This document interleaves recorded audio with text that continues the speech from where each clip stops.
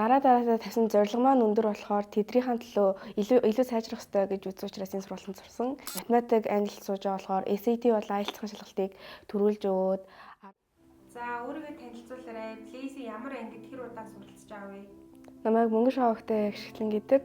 Би 1-р сургуулийн 10 ангид суралцдаг. Би Блэз Академийн ЕШ бэлтгэлийн хөтөлбөрийн математик, англи хэллийг хослуулан суралцдаг. За сургалтын талаар хаанаас орж мэдсэн бэ? Тэгээ яагаад сонгож сурахаар болсон бэ? Би жилийн өмнө дэлхийн түвшний сурагч хөтөлбөрт нь хамрагдчихсан болохоор энэ жил ч гэсэн суралцахаа шийдээд тэгээд энэ хөтөлбөрийн сонгож суралцсан. Өнгөрсөн жил өөр хөтөлбөрт хамрагдчихсан биз дээ. Тэгэхээр энэ хоёр хөтөлбөрийн ялгаа нь ямар уу? Чамд одоо ямар уу юм санагдчихэ? Энэ хоёр хөтөлбөрийн маань ялгаа нь болохоор дэлхийн түвшний сурагч нь болохоор математик байгаагүй. Тэгээд энэ удаад бол математик орж ирсэн болохоор хоёр хичээлийг давхар суралцахаар болсон. Тэгээд ер нь бол маш таатай байгаа. За чиний ер нь математик, англи хэлний түвшин хэрүү? Тэгээд сургалтанд яваад ер нь ямар хөө өөрчлөлт гарч ив? Миний математик, англи хэлний түвшин ер нь бол тийм үү биш. Гэхдээ дараадаа тавьсан зорилго маань өндөр болохоор тэднийхэн төлөө илүү сайжрах хэрэгтэй гэж үзсэн учраас энэ сургалтанд сурсан.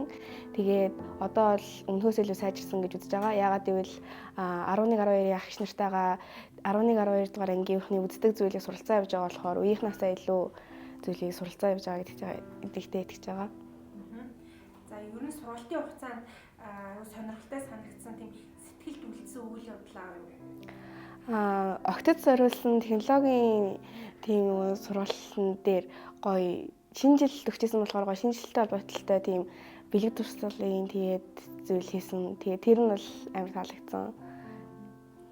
Мэргэжлээ сонгосон уу? Сонгосон. Interior designer болъё гэж бодож байгаа. Тэгэхээр чиний одоо сонгосон мэргэжлээрээ сурахад ямар хичээлээр үлдэх ёстой вэ? Физик, мэдээлэл технологи, математик, тэгээд зураг зүй гэсэн хичээлүүдээ сонгосодлох ёстой.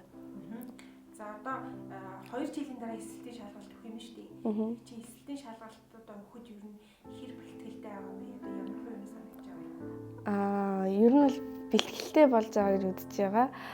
Энэ жил Монголынхаа шалгалтыг 10 дугаар ангиудаа ээштэй өгчэй гэж бодож байгаа. Тэгээд одоо бас ингээд 11-12 дугаар ангидаа ер нь бол гадаад руу сургууль явахдаа бэлдээл гэж бодож байгаа. За өөр нэмж хэлэх зүйл аа юу?